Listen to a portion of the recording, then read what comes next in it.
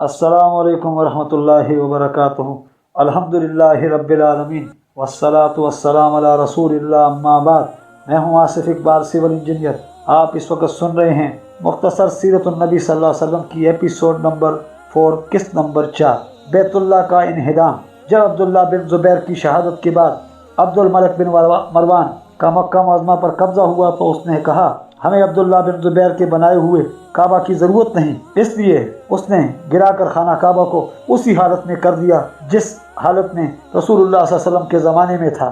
وہ بیت اللہ کی تعمیر سے فارغ ہوا تو حارث بن ابی ربیعہ، جو قناع کے نام سے مشہور تھا اور مشہور شاعر عمر بن ابی ربیعہ کا بھائی ہے، ایک اور آدمی کے ہمراہ آیا اور اس سے حضرت عائشہ رضی اللہ عنہ کی وہی حدیث بیان کی جو پہلے گزر چکی ہے۔ یہ سن کر بہت نادم ہوا اور دیر تک اس لکڑی کے ساتھ جو اس کے ہاتھ میں تھی زمین کو ریتتا رہا۔ پھر بولا، میری خواہش ہے کہ میں وہ بوجھ جو ابن زبیر نے اٹھایا تھا اسی کے سر رہنے دیتا۔ یہ بیت اللہ کی 5ویں تعمیر ہے۔ بیت اللہ کے انہدام کا دور جدید عباسی خلیفہ ابو جعفر منصور سریرائے سلطنت ہوا تو اس نے بیت اللہ کو گرا کر عبداللہ بن زبیر رضی اللہ تعالیٰ کے بنا کردہ کعبہ کی شکل پر بنانے کا ارادہ کیا۔ اس سلسلے میں اس نے مشورہ لیا تو امام مالک رحمتہ اللہ نے فرمایا، امیر المومنین، خدا کا واسطہ مانیے اور اب بعد میں آنے والے بادشاہوں کے لیے اس اللہ کے گھر کو کھلونا نہ بنائیے۔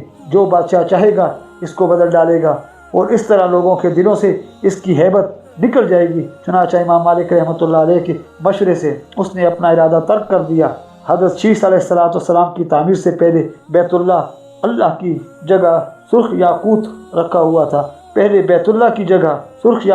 ہوا تھا۔ حضرت آدم علیہ السلام سے مانوس تھے اور اس کا طواف کرتے تھے کیونکہ وہ ان کے لیے جنت سے اتارا گیا تھا اور آپ ہندوستان سے اس کا حج کرنے کے لیے آئے تھے۔ یہ بھی کہا جاتا ہے کہ آدم علیہ السلام اس کے پہلے بانی ہیں۔ بکائی کی روایت کے علاوہ ابن اسحاق نے یہ بات ذکر کی ہے۔ ابن اسحاق نے ذکر کیا ہے کہ طوفان نوح کا پانی اس میں داخل نہیں ہوا تھا۔ یہ بھی ذکر کیا جاتا ہے کہ یعرب بن قحطان نے حضرت ہود علیہ السلام سے کہا کہ کیا ہم اس کو تعمیر نہ کر دیں؟ انہوں نے کہا، اس کی تعمیر میرے بعد آنے والا ایک نبی کرے گا جن کو اللہ تعالیٰ اپنا خلیل بنائے گا۔ جب طوفان کا پانی خشک ہوا اس وقت بیت اللہ چکنی مٹی کا ایک تودا تھا۔ ہود اور نوح علیہ السلام اور ان پر ایمان لانے والے اسی حالت میں اس کا حج کرتے تھے۔ جب ابراہیم علیہ السلام کے لخت جگر حضرت اسماعیل علیہ السلام پل کر جوان ہوئے تو اللہ تعالیٰ نے ابراہیم علیہ السلام کو بیت اللہ کی تعمیر کا حکم دیا اور ایک بدری کے ذریعے اس کی نشاندہی کی گئی جو بیت اللہ کی جگہ پر سایہ زن رہی۔ جب حجر اسود کی جگہ تک دیوار پہنچی تو جبرائیل علیہ السلام پہاڑ ابو قبیس کھود کر حجر اسود لائے اور اپنی جگہ پر نصب کر دیا گیا۔ ترمذی میں ابن عباس رضی اللہ تعالیٰ سے روایت کرتے ہیں کہ نبی کریم صلی اللہ علیہ وسلم نے فرمایا، حجر اسود جنت سے نازل ہوا ہے۔ اس وقت وہ دودھ سے زیادہ سفید تھا لیکن بنی آدم کے گناہوں نے اسے سیاہ کر دیا ہے۔ اور عبداللہ بن عمر رضی اللہ تعالیٰ سے بھی مروی ہے کہ حجر اسود اور رکن یمانی جنت کے 2 یاقوت ہیں۔ اگر ان کی روشنی مٹائی نہ جاتی تو یہ مشرق اور مغرب تک روشنی پھیلاتے۔ مسجد حرام کی تعمیر۔ سب سے پہلے مسجد حرام کی تعمیر حضرت عمر رضی اللہ تعالیٰ نے کی۔ اس کا سبب یہ تھا کہ لوگوں نے کعبہ کے چاروں طرف مکان بنا لی اور اس کا صحن اس قدر تنگ کر دیا گیا کہ نمازیوں اور طواف کرنے والوں کے لیے عبادت کرنا مشکل ہو گیا۔ چنانچہ حضرت عمر رضی اللہ تعالیٰ نے فرمایا کہ کعبۃ اللہ کا گھر ہے اور اللہ تعالیٰ کے گھر کے لیے کشادہ صحن ضروری ہے۔ تم لوگوں نے اس کی حدود میں داخل ہو کر اسے تنگ کر دیا ہے، وہ تمہارے گھروں کی حدود میں داخل نہیں ہوا۔ پھر حضرت عمر رضی اللہ تعالیٰ نے مالکوں سے وہ تمام مکانات قیمتاً خرید لیے اور ان کو گرا کر کعبہ کے ارد گرد مسجد بنا دی جو بیت اللہ کو محیط ہے۔ پھر حضرت عثمان رضی اللہ تعالیٰ نے اپنے دور حکومت میں کچھ اور مکانات مہنگے داموں خرید کر مسجد حرام کی توسیع کی۔ اس کے بعد عبداللہ بن زبیر رضی اللہ تعالیٰ کا دور آیا تو انہوں نے مسجد میں توسیع تو نہیں کی، البتہ اس کے استحکام میں پوری کوشش کی۔ اس میں سنگ مرمر کے ستون بنوائے اور دروازوں کی تعداد میں اضافہ کیا اور ان کے حسن و جمال میں کوئی کسر اٹھا نہ رکھی۔ عبد الملک بن مروان کے عہد حکومت میں مسجد کی دیواریں پہلے سے اونچی کی گئیں اور اس کے ستون سمندر کے راستے جدہ لائے گئے اور وہاں سے چھکڑوں میں لاد کر مکہ مکرمہ پہنچائے گئے۔ نیز اس کی ہدایت پر حجاج نے بیت اللہ کو ریشم کا غلاف پہنایا اور حجاج نے بیت اللہ کو ریشم کا غلاف پہنایا اور حجاج سے پہلے حضرت عبداللہ بن زبیر رضی اللہ تعالیٰ عنہ نے بھی اس کو ریشم کا غلاف پہنایا تھا۔ یہ زبیر بکار کا بیان ہے۔ جب ولید بن عبد الملک کا زمانہ آیا تو اس نے اس کی تحسین میں خوب اضافہ کیا۔ پھر عباسی خلیفہ ابو جعفر منصور اور اس کے بیٹے محمد مہدی نے بھی مسجد حرام کے استحکام اور اس کی تحسین اور اور تزئین میں نمایاں حصہ لیا۔ حضرت صلی اللہ علیہ وسلم کے باعث اور جاہلیت کے رسم و رواج جب نبی کریم صلی اللہ علیہ وسلم 40 برس کے ہوئے تو اللہ تعالیٰ نے آپ صلی اللہ علیہ وسلم کو اسود اور احمر کی طرف بشیر و نذیر، داعی اللہ اور سراج منیر بنا کر بھیجا، اور آپ صلی اللہ علیہ وسلم کی شریعت کے ساتھ پہلے تمام انبیاء کرام کی شریعتیں منسوخ کر دیں، لیکن آپ صلی اللہ علیہ وسلم کی بعثت پر تفصیلی بحث سے پہلے جاہلیت کے رسم و رواج کا مختصر تذکرہ کرنا مناسب ہے۔ جاننا چاہیے کہ اہل جاہلیت کے لیے رسالت کی تسلیم نہ کرنے میں کوئی حجت نہیں، کیونکہ رسالت سب بنو آدم کے لیے عام ہے، کوئی قوم اور کوئی فرد اس سے مستثنا نہیں، جیسا کہ اللہ تبارک و تعالیٰ نے فرمایا، یعنی ہم نے ہر قوم میں رسول بھیجا ہے کہ اللہ تعالیٰ کی عبادت کرو اور بت پرستی سے دور رہو۔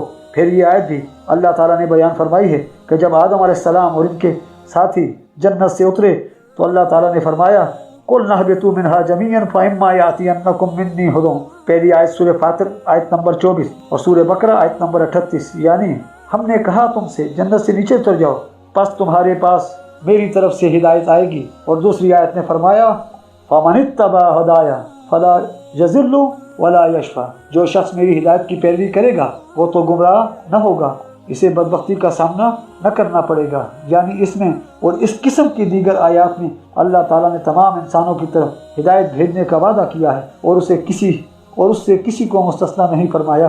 اللہ تعالیٰ نے جس ہدایت کا ہمارے ساتھ وعدہ کیا ہے وہ رسولوں کا بھیجنا اور کتابوں کا اتارنا ہے، اور اس نے پورا کر دیا، چنانچہ اس نے خوشخبری دینے والے اور ڈرانے والے رسول بھیج دیے، اور ان کے آنے کے بعد لوگوں کی اللہ تعالیٰ پر کوئی حجت باقی نہیں رہی۔ آدم علیہ السلام کے بیٹے اپنے باپ آدم سے علم اور ہدایت یافتہ ہوتے چلے آئے، جیسے ابن عباس رضی اللہ تعالیٰ عنہما سے مروی ہے کہ آدم اور نوح علیہ السلام کے درمیان 10 صدیوں تک لوگ راہ راست پر رہے، پھر ان میں اختلاف پیدا ہوا تو اللہ تعالیٰ نے ان میں خوشخبری دینے والے اور ڈرانے والے نبی بھیجے، چنانچہ سب سے پہلے مبعوث ہونے والے نبی نوح علیہ السلام ہیں۔ یہی بات مجاہد اور دوسرے اسلاف نے کہی ہے، اور سب سے پہلی گمراہی جو شیطان نے انسان پر مسلط کی ہے وہ بزرگوں کی حد سے بڑی ہوئی تعظیم و تکریم ہے، جیسا کہ اللہ تبارک و تعالیٰ نے اس کا اپنے فرمان میں ذکر کیا ہے وَقَالُوا لَا تَذَرُنَّ آلِهَتَكُمْ وَلَا تَذَرُنَّ وَدًّا وَلَا سَوَاءً وَلَا يَغُوثَ وَيَعُوقَ وَنَسْرًا، سورہ نوح۔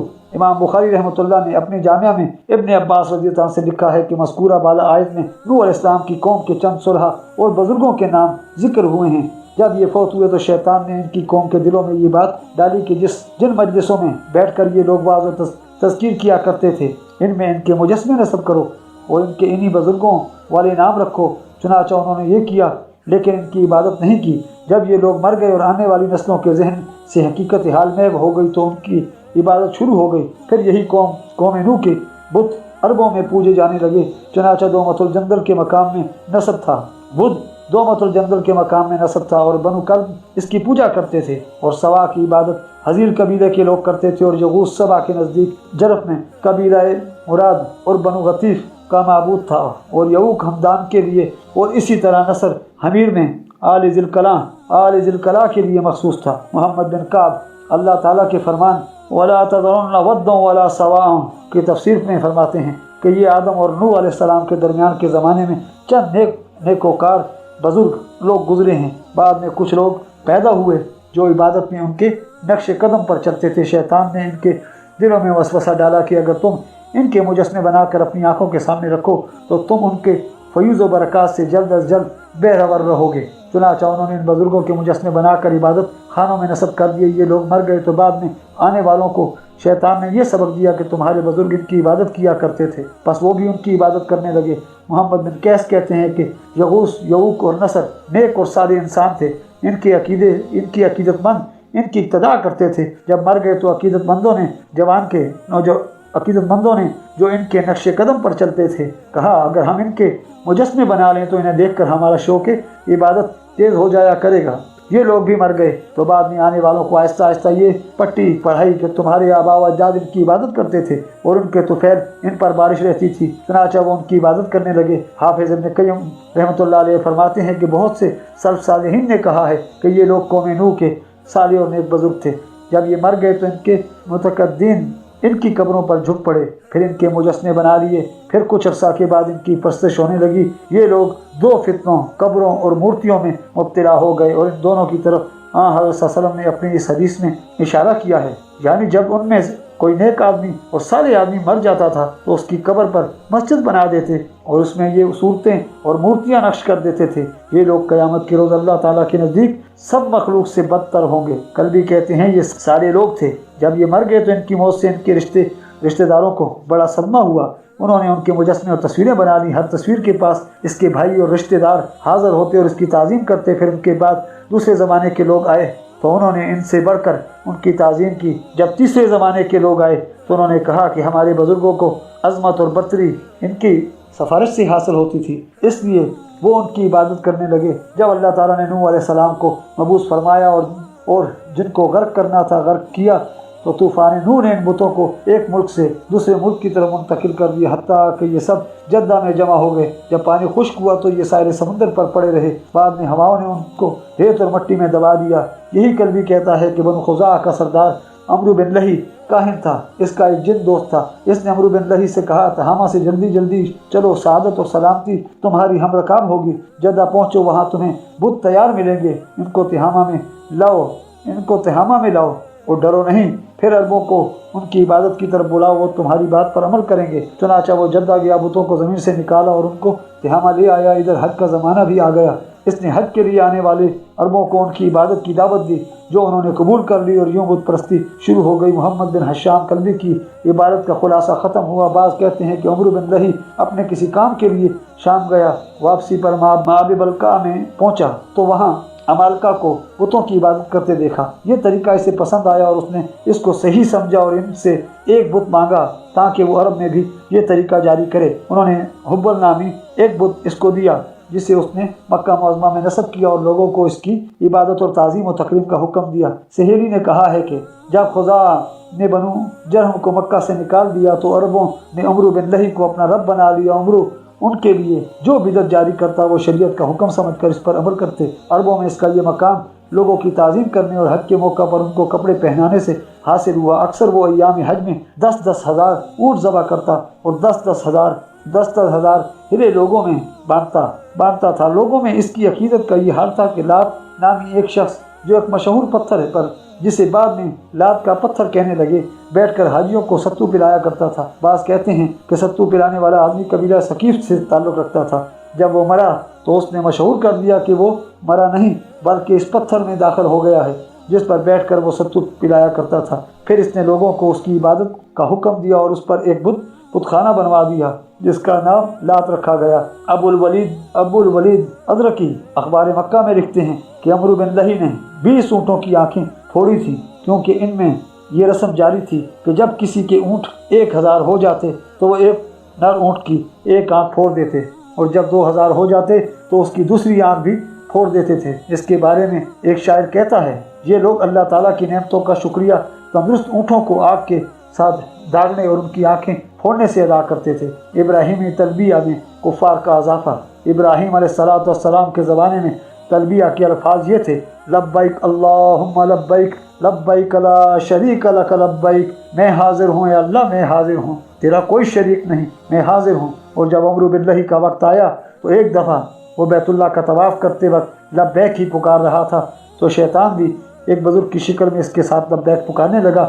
جب عمرو نے لبیک لا شریک لک لبیک کہا تو اس بزرگ نے الا شریک ہو لک کے الفاظ بڑھا دیے۔ عمرو نے انکار کرتے ہوئے کہا، یہ کیا، تو بزرگ نے کہا، آگے یہ لفظ بھی کہہ لو، تملکو ومالک، اس میں کوئی حرج نہیں ہے۔ چنانچہ عمرو نے یہ الفاظ کہنے شروع کر دیے اور عرب بھی اس کی ابتدا میں یوں ہی کہنے لگے۔ عمرو بن لہی کا انجام ابن اسحاق کہتے ہیں کہ ابو بکر بن محمد بن عمرو بن حزم نے کہا، مجھے یہ حدیث پہنچی ہے کہ نبی کریم صلی اللہ علیہ وسلم نے فرمایا، میں نے عمرو بن لہی کو آگ میں اپنی انتڑیاں گھسیٹتے پھرتے دیکھا ہے۔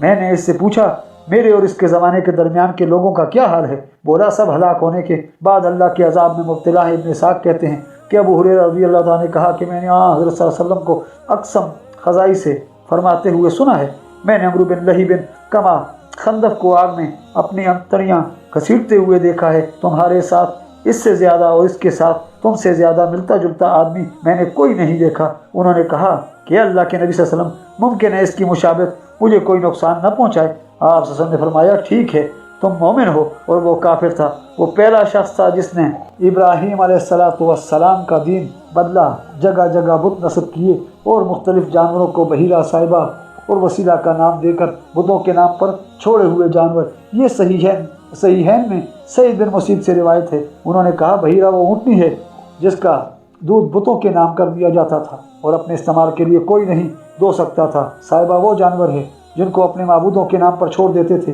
پھر ان پر نہ سوار ہوتے تھے اور نہ ان سے بوجھ برداری کا کام لیتے تھے۔ ابو ہریرہ رضی اللہ تعالیٰ نے کہا ہے کہ رسول کریم صلی اللہ علیہ وسلم نے فرمایا، میں نے عمرو بن لہی کو دوزخ میں اپنی انتڑیاں گھسیٹتے ہوئے دیکھا۔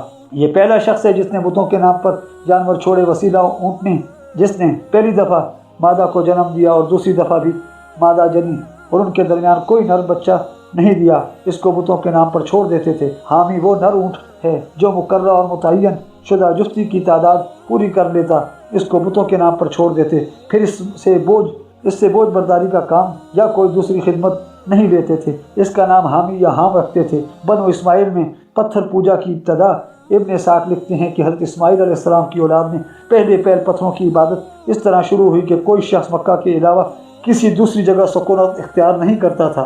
نتیجہ یہ ہوا کہ کثرت آبادی سے ان کے لیے مکہ کی زمین تنگ ہو گئی، لہٰذا اب انہوں نے دوسرے شہروں میں جانا شروع کیا۔ ان میں یہ رسم چل نکلی کہ جو شخص ان میں سے باہر جاتا وہ حرم کی تعظیم کے پیش نظر اپنے ساتھ حرم کا کوئی پتھر لے جاتا، پھر جہاں وہ سکونت اختیار کرتے وہاں اس پتھر کو رکھ کر کعبہ کی طرح اس کا طواف کرتے ہوتے۔ وہ بلا تخصیص حرم جس پتھر کو اچھا سمجھتے کرنے لگے۔ ذرا اور بعد میں جب نالائق پیدا ہوئے تو انہوں نے ابراہیم اور اسماعیل علیہ السلام کے دین کو بدل دیا اور خالص بتوں کی عبادت کرنے لگے، اور وہ تمام بدعات اور گمراہیاں اپنا لیں جن پر پہلے لوگ عامل تھے۔ ہاں، کچھ ابراہیمی مذہب کی باتیں بھی ان میں جاری رہیں، مثلا بیت اللہ کی تعظیم، طواف حج، عمرہ، عرفات اور مزدلفہ میں وقوف، قربانی کرنا اور حج اور عمرہ کے لیے لبیک پکارنا، لیکن لبیک میں انہوں نے کچھ شرکیہ الفاظ بڑھا لیے تھے۔ چنانچہ بنو کنانہ اور قریش اس طرح لبیک پکارتے تھے، لبیک اللہم لبیک لا شریک لک الا شریکا هو لک تملکہ وما ملک، میں حاضر ہوں اے اللہ، میں حاضر ہوں، تیرا کوئی شریک نہیں مگر وہ تیرا شریک ہے جس کا تو مالک ہے اور جس کا وہ مالک ہے، اس کا بھی تو ہی مالک ہے۔ وہ یہ تلبیہ کہہ کر توحید کا اظہار کرتے تھے، مگر ان کے ساتھ اپنے بتوں کو بھی داخل کر لیتے تھے اور ان پر اللہ تعالیٰ کا قبضہ تسلیم کرتے تھے۔ انتہا کلام ابن اسحاق عبرانی ابن عباس سے روایت کرتے ہیں کہ مشرکین اس طرح لبیک پکارتے تھے، لبیک اللہم لبیک لا شریک لک الا شریکا هو لک تملکہ وما ملک۔ اس پر اللہ تعالیٰ نے یہ آیت نازل فرمائی، سورہ روم آیت نمبر 28، یعنی اللہ تعالیٰ نے تم ہی میں سے تمہارے لیے مثال بیان کی ہے، کیا وہ مال جو ہم نے تم کو رزق کے طور پر دیا ہے اس میں تمہارے ساتھ تمہارے غلام بھی شریک ہیں، حالانکہ اس کو مل کر کمانے میں تم سب برابر ہو۔ مفسرین اس کا معنی یہ کرتے ہیں کہ کیا تم میں سے کوئی اس بات کو پسند کرتا ہے کہ اس کے مال میں اس کا غلام شریک ہو، حالانکہ آقا و غلام اس میں برابر نہیں؟ ابو مجاز نے کہا ہے کہ تمہیں اس بات کا ڈر نہیں کہ تمہارا مال تمہارا غلام تقسیم کرا لے گا، کیونکہ اس کو اس کا حق نہیں پہنچتا۔ اسی طرح اللہ تعالیٰ کا بھی کوئی شریک نہیں، مطلب یہ ہے کہ اس کے لیے تم میں سے کوئی تیار نہیں، تو پھر اللہ کی مخلوق میں سے اللہ تعالیٰ کی شریک کیوں بناتے ہو؟ یہ اسی طرح ہے جس طرح اللہ تعالیٰ نے فرمایا کہ یہ لوگ جو چیز اپنے لیے پسند نہیں کرتے